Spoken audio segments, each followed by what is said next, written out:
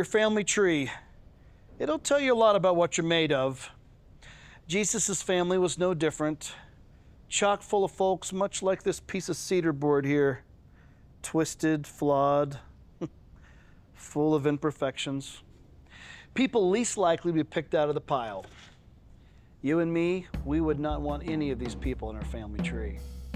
So why would a perfect God choose imperfect people to tell a perfect love story?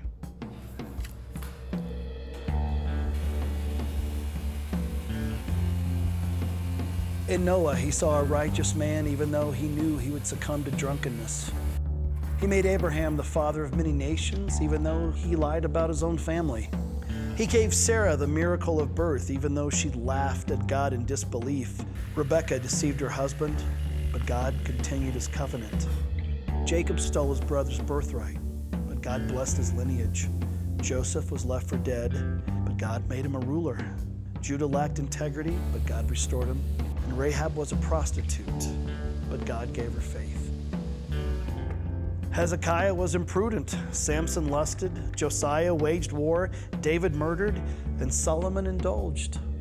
Jesus' family tree, full of flaws. And why? Because God could see the finished product in his children. God has a way of just gathering up all the broken pieces, even the ones that are convinced that they are forgettable, unseen, deplorable, far from perfect. And only like a loving father can, he looks at him and he says, you, come on. We've got some work to do.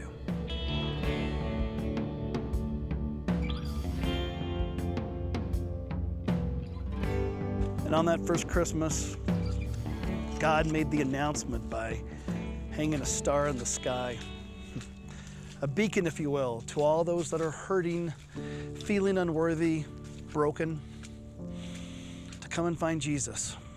And this Christmas, the message is still the same.